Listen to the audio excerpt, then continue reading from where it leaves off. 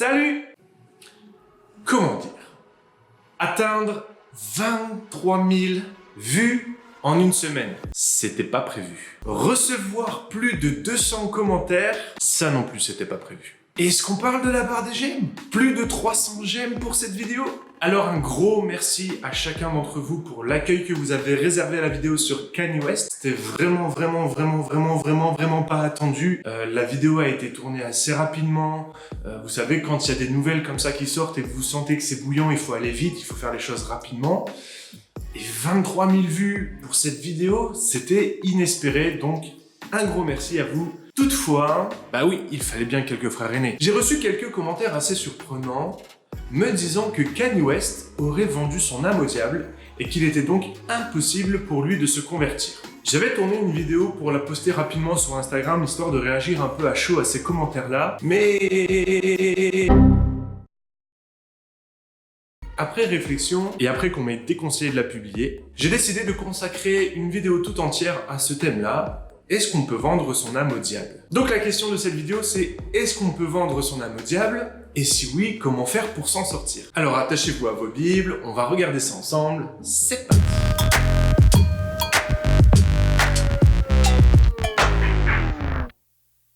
Avant d'aller plus loin dans cette vidéo, j'aimerais t'inviter à t'abonner à ma chaîne pour ne plus rater aucune de mes autres vidéos. Parce que d'après les statistiques, vous êtes environ un quart de ceux qui regardent mes vidéos à vous abonner à la chaîne.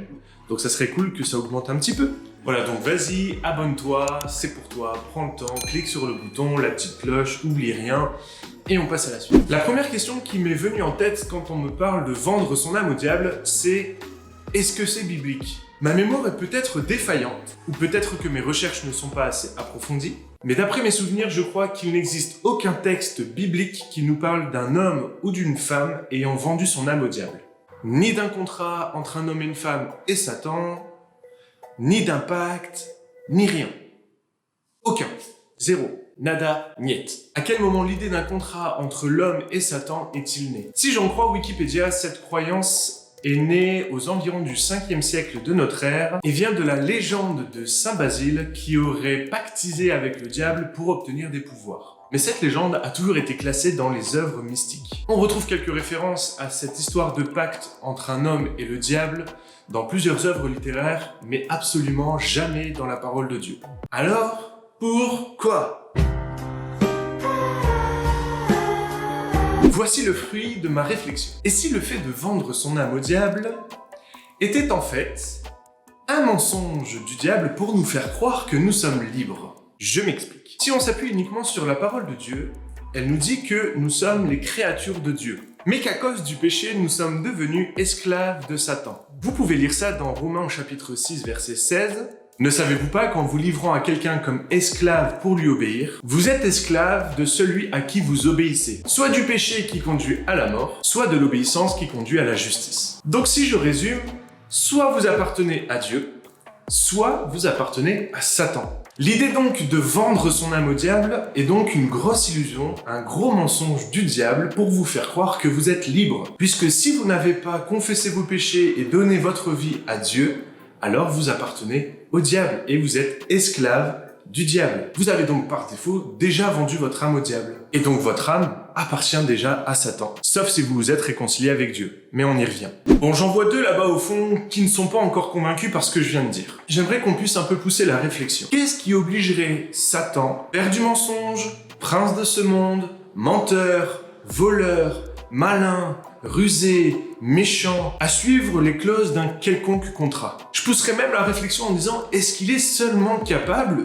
de suivre à la lettre un contrat qu'il aurait rédigé? Satan ne fait pas ce qu'il dit. Si je crois que Dieu fait ce qu'il dit, je crois aussi que Satan ne fait pas ce qu'il dit. En réalité, on ne peut pas négocier avec Satan. On ne négocie pas avec Satan. Si ton âme lui appartient, alors j'ai une mauvaise nouvelle pour toi. Ton âme est destinée à la mort éternelle. Mais en plus, tu n'es absolument pas libre de ce que tu fais, contrairement à ce qu'il voudrait te faire croire. Si tu n'appartiens pas à Dieu, tu es forcément esclave de Satan. Et maintenant? Bah quoi? Comment je fais moi maintenant pour être véritablement libre? Si je crois avoir vendu mon âme au diable, comment je fais pour être libéré? Voici la bonne nouvelle. Peu importe que tu crois avoir vendu ton âme au diable, je suis profondément convaincu que Dieu a payé le prix fort. Peu importe le prix que Satan aurait payé pour ton âme, Jésus-Christ a payé plus cher à la croix pour tes péchés. Il a payé le prix du rachat de ton âme. Si tu penses que Satan a payé le prix fort pour toi, moi je crois que Jésus-Christ a payé encore plus cher.